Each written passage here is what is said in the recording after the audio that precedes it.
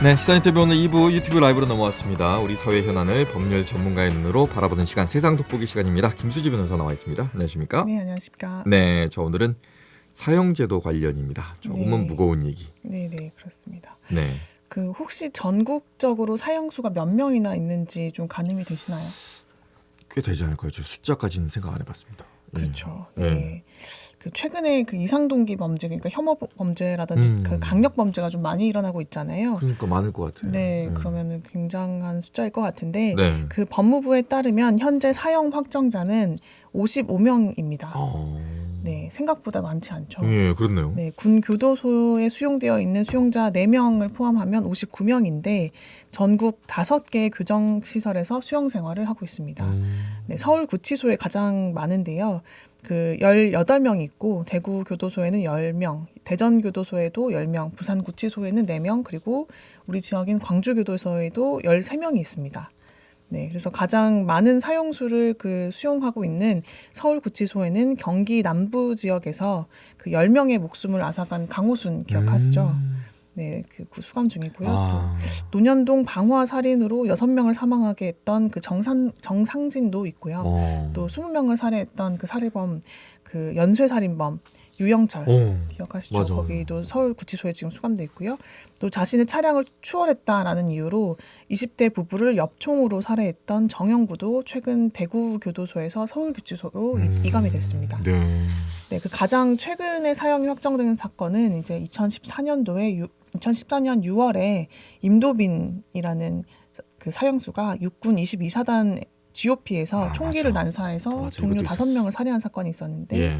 지금 2016년 2월에 사형 확정 판결을 받고 군 교도소에 수감돼 있습니다. 네, 이게 가장 최근에 확정된 사건이니까요. 이 이후에는 지금 사형 판결이 없었다라는 것이거든요. 2016년도가 가장 네. 최근이네요. 그렇습니다.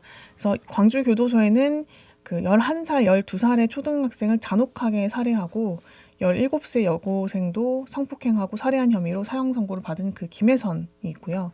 또 동거녀와 그의 딸을 살해하고 시체를 훼손했던 성낙주 등도 수감 중이고 그 가장 오래 수용된 사형수도 현재 광주에 있는데 그 제가 몇 년 전에 확인한 바로는 신창원도 광주 교도소에 있다고 들은 바 있습니다. 네, 현재도 수감 중인지는 잘 모르겠습니다. 네, 몇 년 전에 이제 제가 들은 바로는 신창원이 수감 중이라고 들었고요. 네. 원주 교회 방화 살인 사건으로 15명의 사망자를 냈던 원원식도 1993년 11월 달에 사형 확정 선고를 받고 30년째 수감 중입니다. 네.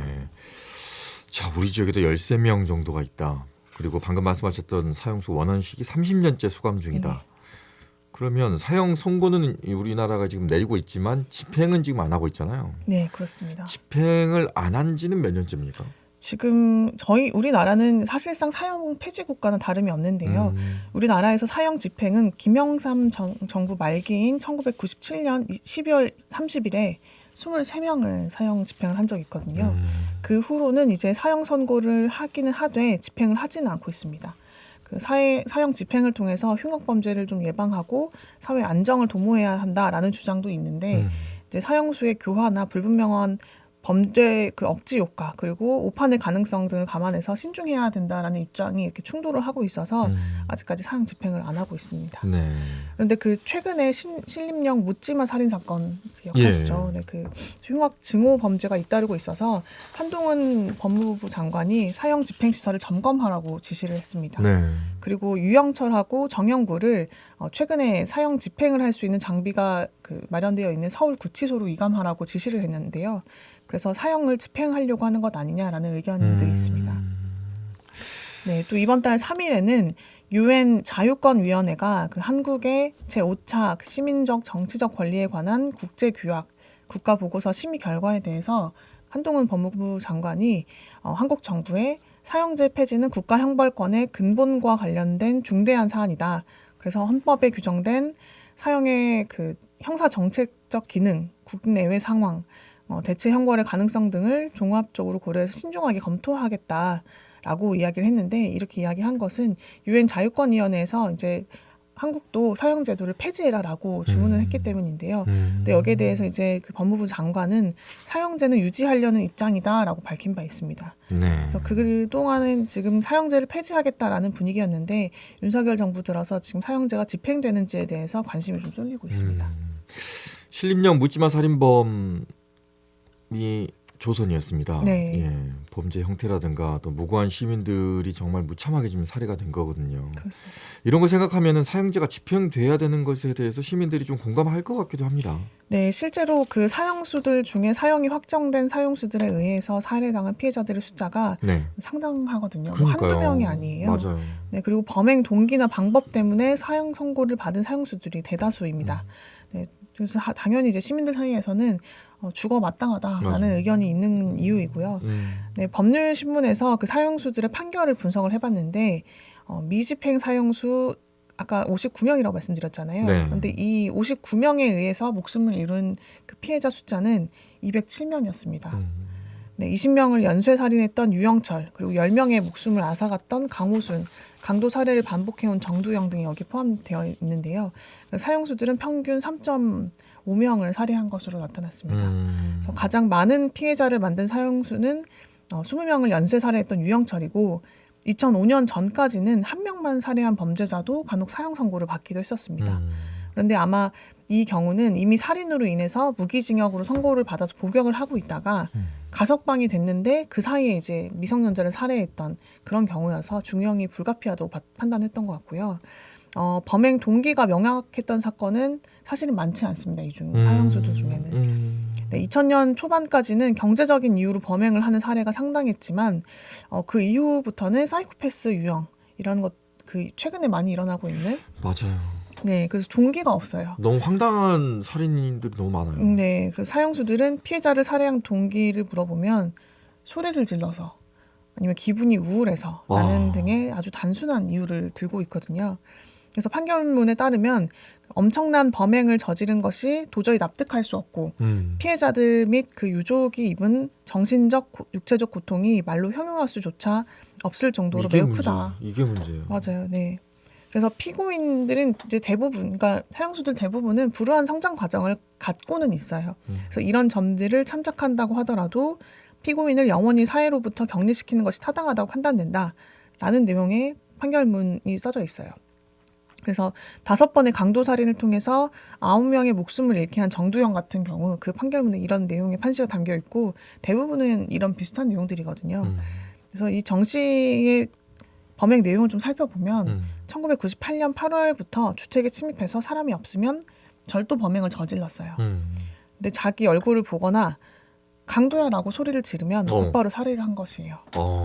네, 그래서 피해자들을 좀 살펴보면 대낮에 혼자 집에 있던 42세의 가사도우미부터 71세의 노인 등 물리적으로 저항이 어려운 약자들이었는데요. 그 정 씨는 자신의 범행 동기를 행복한 가정을 가지고자 돈을 마련하기 위해서 그랬다라고 이야기를 했어요. 본인의 행복한 가정을 위해서 남을 파탄으로 했네요. 네. 이렇게 되면 이제 남아있는 유족들 살아가는데 거의 뭐 지옥 같은 세상을 살게 되잖아요. 그렇습니다. 네, 살아 있어도 사는 게 아닌 그런 기분으로 살아가시게 되는데요. 맞아요. 사형수 범죄의 피해로 인해서 유족들 대부분이 극심한 트라우마에 시달리고 있다고 하는데요. 일부 유족들은 결국 이런 상황을 받아들이지 못해서 자살을 택하기도 했다고 합니다. 네, 그런데 정부가 피해 유족들에게 심리치료 프로그램 등을 지원을 하고 있는데 이마저도 쉽지가 않은 상황인데요. 그 이유는 이제 대부분은 가정이 파괴가 됩니다. 그리고 뿔뿔이 흩어진 피해 유족들을 찾기가 어려워서 정부에서도 이제 찾아서 지원을 하기가 어려운 것인데요. 최근에 사형 선고 자체가 내려지지 않는 것은 1심에서 사형이 선고되더라도 항소심에서 항소심이나 대법원에서 무기징역으로 감형되는 사례가 많기 때문인데요. 어금니 아빠 이영하 기억하실 거예요. 그리고 진주 아파트 방화살인 했던 안인득, 인천 강도 연쇄살인범이었던 권재찬 등이 그 항소심에서 무기징역으로 감형돼서 대법원에서 확정 판결을 받았습니다. 네. 사형 선고가 이제 줄어든 배경으로 사형 집행을 하지 않는 그 실질적 사형 폐지 국가라는 점이 좀 작용했을 것으로 보고 있습니다. 네. 자, 검사가 이런 흉악 범죄자들에 대해서 사형 구형을 하고 있는 것 같은데 집행이 안 되고 있는 현실에 대해서 피해자라든가 유족들, 사건을 또 바라보는 국민들 사형 집행에 대해서 어떻게 생각하고 있을까요? 뭐 설문조사 같은 게 있을까요? 네, 그 피해자들의 대부분은 찬성하는 입장이고요. 지난해 한국 갤럽이 그 전국 성인 남녀 1,000명을 대상으로 실시한 설문조사에 따르면 국민 10명 중에 7명은 사형제 유지에 찬성했다고 합니다. 그래서 흉악범죄가 잇따른 최근 상황이 반영이 된다면 찬성 의견은 이보다 더 크게 늘어날 것으로 추정되는 상황인데 실제로 법률신문이 뉴스레터 굿모닝로 747 구독자를 대상으로 한 설문조사 결과에는 응답자 79.1%가 사형 집행에 찬성했다고 합니다. 네. 자, 앞서 그 윤석열 정부가 사형 집행을 하려고 한다는 얘기를 하셨는데 최근에 그 잇따르고 있는 흉악범죄에 대한 국민들의 여론 반영한 걸까요? 네, 그렇다고 봐야 될 것 같은데요. 앞서 말씀드린 대로 지난 9월에 법무부에서 한동훈 장관의 지시에 따라서 유영철을 대구교도소에서 사형장에 설치된 서울구치소로 이감을 했잖아요. 근데 이번 달 7일에 국회 예결산 특별위원회 심사에 출석해서 영구히 격리해야 될 범죄자가 분명히 있다. 네, 10명을 연쇄살인하고 수감된 상태에서 전혀 반성을 안 하는 그런 사형수들이 10년, 20년 뒤에 가석방돼서 나와서 다시 활보하는 법치 국가는 전 세계에 지금 없다라고 말을 했고 범죄 예방 효과가 반드시 수반되는 사형제도 그리고 또는 가석방 없는 무기형이나 무기형도 필요하다라고 생각한다라고 밝힌 바 있습니다. 그래서 사형을 집행하거나 혹은 가석방 없는 무기형을 도입하려고 하는 것으로 보입니다. 가석방 없는 무기형은 그냥 뭐 우리가 듣는 그대로죠. 그냥 계속. 그렇습니다. 네, 지금 사실 앞서 제가 말씀드렸듯이 무기징역형을 선고받더라도 가석방이 가능했거든요. 네, 현행 헌법에 따르면 무기형을 선고받은 자는 20년이 지나면 가석방 될 수 있습니다. 유기형을 선고받은 자는 형기의 3분의 1이 지나면 행정처분도 나올 수도 있고요. 그런데 지난 30일 그 국무회의에서 이렇게 가석방이 가능하도록 되어 있는 형법에 대해서 개정안이 상정됐고 30일 국무회의에서 이게 통과가 됐습니다. 이 개정안에 따르면 앞으로 무기형은 가석방이 허용되는 무기형과 또 가석방이 허용되지 않는 무기형으로 이게 구분이 되는데요. 네, 지금은 가석방이 허용되는 무기형밖에 없거든요. 그래서 법원이 그 무기형을 선고할 때 가석방 허용 여부까지 함께 선고를 해야 됩니다. 또 무기형을 선고할 수 있는 사건 중에서 엄격한 또 처벌이 필요한 경우에는 가석방을 허용하지 않는 무기형이 선고될 수도 있는 것입니다. 사형에 찬성하는 비율이 아까 그 70% 정도라고 하셨잖아요. 거의 대부분이 그러면 공감을 하고 있다는 얘기인 것 같은데 사형 집행이라든가 가석방을 허용하지 않는 무기형을 선고하는 것에 대해서 반대하는 입장 혹시 있습니까? 많습니다. 있어요? 네, 사형 집행을 둘러싸고 이제 다양한 의견들이 있어요. 이게 뭐 사형제를 무조건적으로 폐지하자 아니면 뭐 사형 집행을 무조건적으로 하지 말자 이런 입장뿐만 아니라 여러 가지 의견들이 있는데요. 그 사실 사형의 존속을 주장하는 측에서는 다양한 논거들을 제시하긴 하지만 가장 큰 이유는 국민들의 법 감정이거든요. 법 감정이 사형제도를 요구하고 있다. 그러니까 죽어 마땅한 사람이다라는 그런 의견들이라는 것이잖아요. 사회로부터 영구적인 격리도 중요한 이유겠지만 가석방 없는 무기형 선고만으로도 충분히 가능한 영역이다라는 의견이에요. 그래서 그 앞서 유엔 자유권위원회가 사형에 대한 그 우리 국민들의 인식을 제고시키도록 권고하고 있다고 말씀을 드렸었는데 사형 집행을 하지 말자라는 입장에서는 중범죄자의 생명 박탈이 형벌 예방으로 이어진다고 보기 어렵다. 네, 그러니까 예방하는 효과는 없다라는 거죠. 이 사형 집행을 하더라도 대부분의 이 사형수들은 우발적인 범죄를 저지르거든요. 네, 그래서 그리고 내가 사형 집행을 당할 거 알면서도 살인을 저지르는 사람이 대부분이다라는 입장이 있고요.